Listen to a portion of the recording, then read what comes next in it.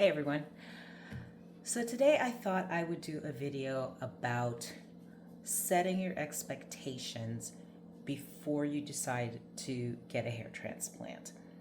Um, I've been thinking about that, and I think it's really important before you get a hair transplant to be realistic in the expected results that you're going to get.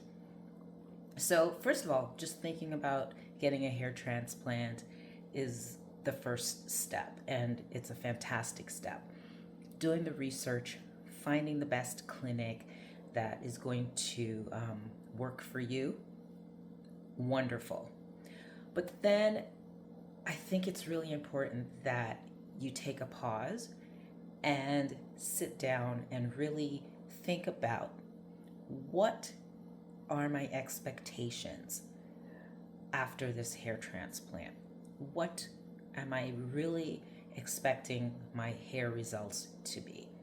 Because I feel like when you're on social media, you see all of these videos of mostly, women getting hair transplants, and it's usually their edges, and they look great in 6 months. Some of them, it's thick, it's full. Some of them are wearing wigs again, or wearing braids again, or relaxing their hair. And I just want you to pause and consider that you are not them, right? And so your results after a hair transplant might be considerably different.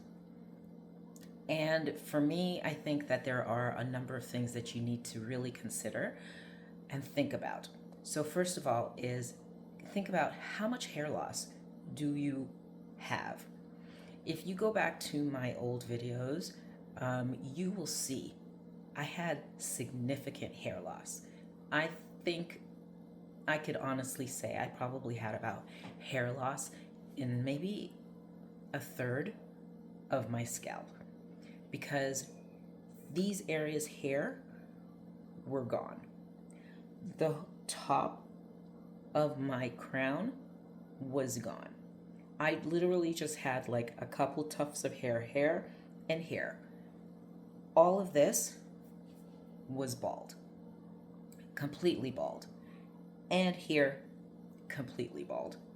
So, in order to even cover all of that in one transplant would have been impossible.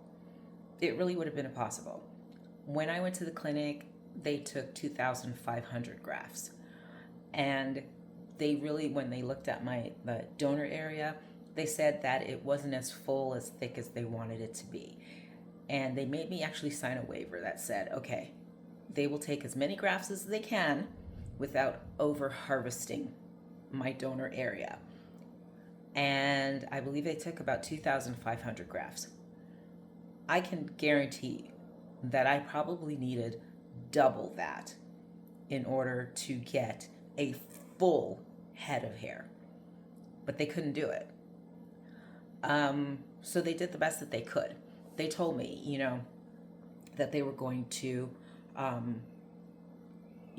put as many grafts as they could and evenly distribute it across the areas to get as much coverage as they could in one transplant.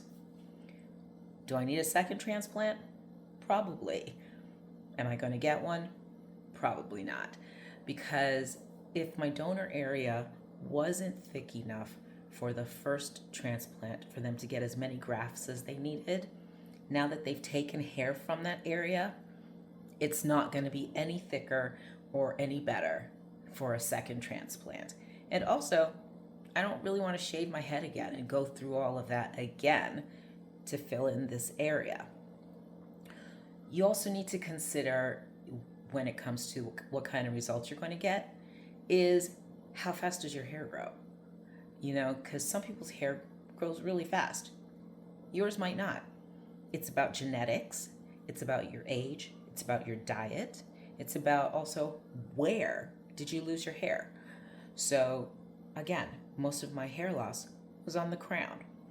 And I had to really advocate for them to fill in that area because they're so used to filling in edges when it comes to women that I had to say no. I want my crown to be the focus, and then you can put in the edges. And that's what they did. But they did their best. So again, 2,500 grafts. Honestly, if I was going to try to get a full, thick head of hair, I probably needed 5,000. And that's the most grafts that usually any hair transplant clinic can take in one setting. So also think about what's your aftercare going to be. Are you prepared to spend the money that you're going to need to spend to get the kind of results that you might want? I have spent quite a bit of money on aftercare, especially when it comes to the PRP treatments, because those are not cheap. I think I paid, all in all, I've done about 5 PRP treatments since last year, and that's come to about maybe $3,000, in addition to, of course, what I paid for the hair transplant. And also, what kind of products are you going to use in your hair after? I use Sacred. Not cheap, but good quality, and it works for me. So those are all things that you need to consider and be realistic about. So am I happy after 10 months, post-transplant? Yes, I am.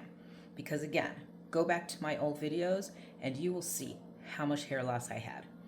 I can wear my hair like this now, something that I didn't think I could ever do again. Yes, the top is still thin, but I have hair there now, which I didn't have before. So now I can explore other options like hair fibers, Topic, to cover up those thinning areas so that I can wear my hair out in a little afro now. So hold on, because that's going to be the next video, because I am going to explore the use of hair Topic and hair fibers and see what that looks like. That's why I've colored my hair so that it's all one color, and hopefully I'll find a hair fiber that matches. So again, take your time, be realistic in your expectations about your hair transplant results. Don't let social media make you think that your results are going to be exactly the same as somebody else's, because they're not, because you're not them. Just